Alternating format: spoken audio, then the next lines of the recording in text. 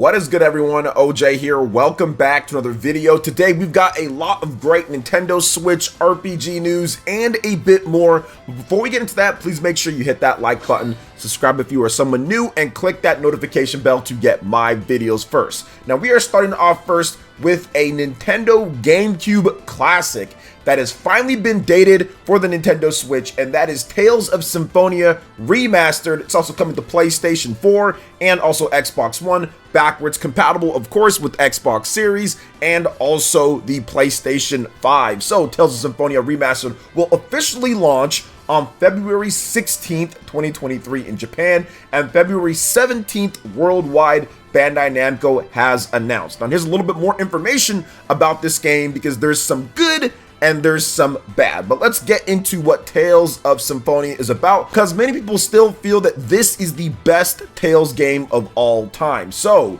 in a dying world, a legend has it that a chosen one will one day rise from amongst the people and the land will be reborn. The line between good and evil blurs in this epic adventure where the fate of two interlocked worlds hangs in the balance. Follow the journey of Lloyd Irving as he and his friends try to save both worlds. Now here are the key features in the game, plus we've got some new screenshots, release date trailer. There's a lot of good stuff here. It's actually looking pretty slick. So an epic adventure, explore a rich, lively world filled with unforgettable characters and experience an emotionally charged storyline like never before, which I can confirm that, guys. I've played Tales of Symphonia many times and the story is actually pretty good.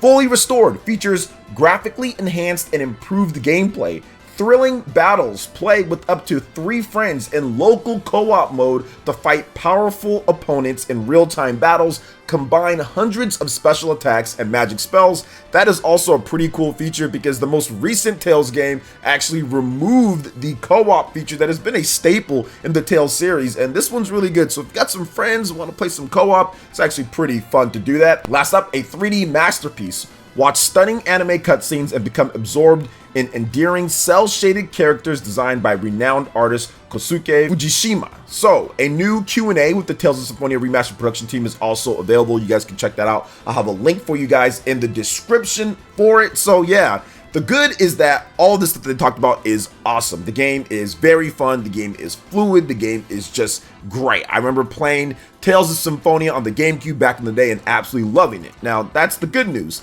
The bad news is that the game on the Nintendo Switch is unfortunately based, I think, off of the PlayStation 2 version or not the GameCube version, which for some reason the frame rate was cut in half. It was a 60 frames per second title on the GameCube, and for some reason they cut it in half, or it's based off the PS3 version or something like that. One of the versions that's not the GameCube, that's 30 frames per second, so that has carried over to every single platform: Xbox, PlayStation, and the Nintendo Switch. So that's unfortunate. If you're used to playing it in one type of way, then they completely switch it up on you after all of these years. It's one thing if it's a port of a bigger game and everything, but it's another thing when it's a game that's like 20 years old or going on 20 years old at this point, right? So that's the unfortunate part about it. But for me, I'm going to pick it up. And you know why I'm going to pick it up? Because Bandai Namco's not going to make a lot of these. And this game's going to be rare, just like the GameCube one kind of is. So I want to pick it up because I just don't think Bandai Namco's going to make a lot of them. And it's probably going to end up on the buy now before it's rare type of list. So yeah, Tales of Symphonia definitely going to be a super cop for me.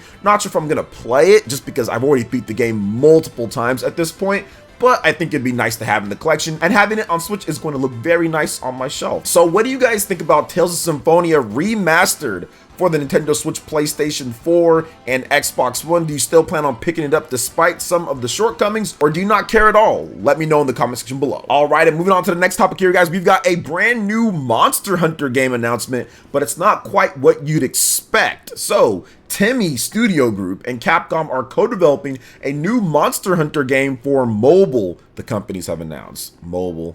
So, quote, the in-development game will reproduce the hunting actions that define the Monster Hunter series and offers players a new game experience unique for mobile devices and phones, reads the press release. The first-time partnership between TiMi and Capcom will combine the experience and the strengths of both sides, allowing Monster Hunter to scale to more platforms with an aim to give global hunters, experienced or new, the freedom to hunt as they desire anytime and anywhere.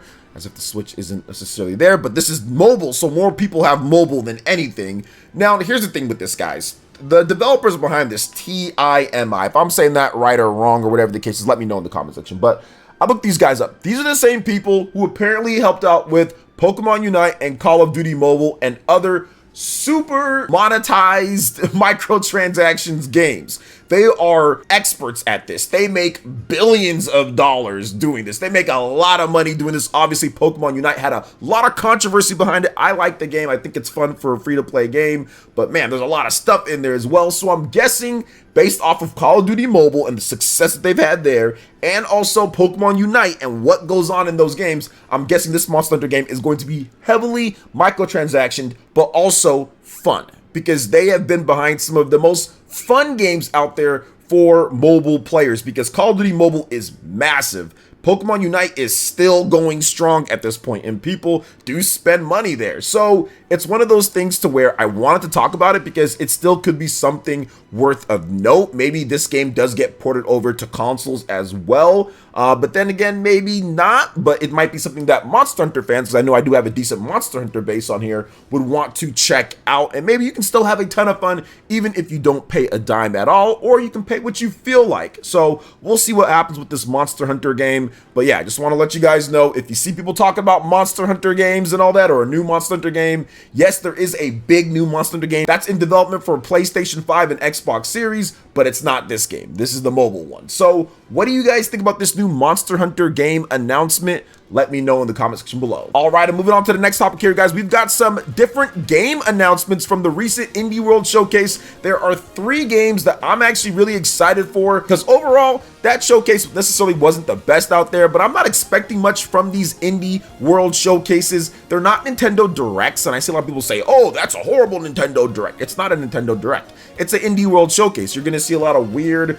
quirky games that most people probably aren't going to play or don't care about, but the developers get an opportunity to show off their passion and their game. Once again, not necessarily for me, but that's okay. Everything doesn't have to be geared towards me like Nintendo Directs usually are. So I wanted to go over some games that I think are looking pretty lit, and there's this game called Pepper Grinder. Yes, Pepper Grinder, and it looks awesome. The gameplay loop is really cool. You're this chick, she's got a drill, and she's drilling through these different things, collecting stuff, and you're looping through these levels. It's Devolver Digital, so you know Devolver's always on point with these indie games, these pixel art games. They always just publish these ones that just do really well. Devolver is one of those companies that do a great job in picking their independent games to publish. So I wanted to talk about this, guys. Pepper Grinder is an action-packed pirate adventure starring the titular Pepper, a seafaring soul with a passion for propelling, and Grinder, her super-powered drilling device. Shipwrecked and robbed of her treasure, Pepper must spin up her trusty sidearm to reclaim what the mischievous Gnarling stole. Armed with her grinder, Pepper burrows through terrain and water, controls machines, and pulverizes all enemies blocking the way toward recovering her missing fortune. Oh my gosh, it is a seafaring, swashbuckling adventure here. I gotta check this game out. Pepper's progress will not be that simple. However, mysterious beings begin to emerge from the shadows. We're gonna have to see what that's all about. Key features: gritty gameplay, cruise through colorfully animated world with precise movements, fluid drilling, and thrilling leaps. Thrilling drilling. Thrilling drilling. Shoot through the world with Grinder and find new drill bits to ramp up the chaos and solve clever puzzles. Conquer and collect. Pick up jewels and other riches during your adventure and cash them in at shops to power up Pepper. Open up new paths on a world map and snag collectible stickers for your sticker book. This is right up my alley. This is a very cool looking game. I'm definitely going to check it out. Now, the next game that I want to talk about is Have a Nice Death. This game looked really, really fast and fluid, and I liked what I saw from it. So, Have a Nice Death, which first launched for early access PC via Steam on March 8th, will officially launch for the Nintendo Switch and PC on March 22nd, 2023. Gearbox is handling the publishing, and it's developed by Magic Design Studios. So let's talk about this just a little bit. So, Have a Nice Death is a 2D action roguelite where you play as an overworked death whose employees have run rampant, completely throwing off the balance of souls and his vacation plans. In order to restore order, you'll have to grab your trusty scythe and show your employees who's boss. Discover and explore the darkly charming, procedurally generated departments of Death Inc., where you'll meet a diverse cast of memorable characters like your affable pumpkin-headed assistant, Pumpquin, who are always willing to share the latest office gossip. Now, you can reap what you sow, sharpen your skills and sight through the fast-paced hack-and-slash combat, utilizing over 30 unique weapons and spells you can find and upgrade to create devastating combinations. Death never sleeps. Since death can't die, use what you've learned and earned to overcome the numerous minions and bosses in each department of Death Incorporated over and over. These freaking rogue games, man, they're just popping up everywhere for the past 3-4 years. A performance review after every run guarantees that you'll unlock interesting items and upgrades that will help you progress on your journey. When life crossed out, death gives you curses. Taking more power for yourself is a controversial move in Death Incorporated's company culture. For instance, adopting a curse upgrade for yourself might result in the labor inspector granting your subordinates enhanced powers, or worse, raising the cost of coffee and other items that are vital to your work output. So the trailer's looking good, looks fast, looks fluid, looks like a lot of fun. That one between Pepper Grinder and also between this game, these were the two best, with the exception of this next game that we're going to talk about. And it's finally here. We need the rock here. Finally. Sports Story launches in December. Let's freaking go. So, Golf Story follow-up RPG Sports Story will officially launch for the Nintendo Switch via the eShop in December. Developer Sidebar Games has announced. It's been 84 years.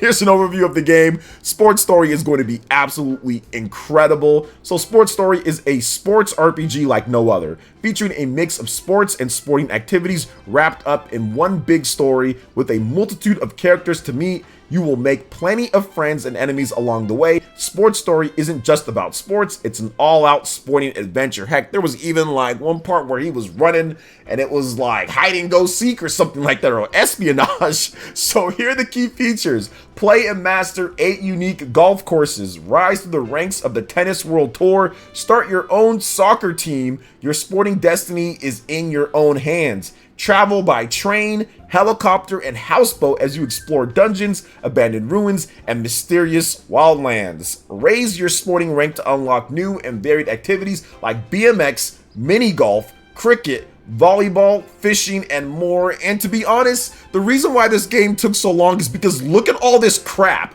For a small indie team that has like, what, 3 or 4 people or something like that, the fact that they're able to make a game like this looks better than a lot of the big games out there. This is crazy. Sports Story is going to be absolutely lit. That trailer looked fantastic. We've been waiting for years for this game because it was announced a long time ago, but we're finally going to get it here with this Indie World presentation, and it's coming out next month. Now, we don't got an exact date for it, which is okay, whatever, but at least we know something. We saw a new trailer, and it's coming out in December, so I am looking forward to this. December is going to be pretty lit. Dragon Quest Treasures, Crisis Core, Final Fantasy VII Reunion, and also Sports Story, Callisto Protocol. There's plenty of content between this month and next month. It is like Christmas, literally, for gamers out there, every single month, pretty much, for the past number of months here. So, what do you guys think about all of this when it comes to the content that we talked about? We've got Tales of Symphonia Remastered, a new Monster Hunter game, mobile, Devolver Digital, putting it down with Pepper Grinder, and also Have a Nice Death. That's looking pretty cool. Of course, Sports Story looking awesome as well. Let me know what you guys think about all of this in the comment section below. All right, guys, that wraps it up for this video here. Thank you so much for watching. I do appreciate it. Please make sure you hit that like button. Subscribe if you're someone new. Click that notification bell. We will see you for the next video. Peace.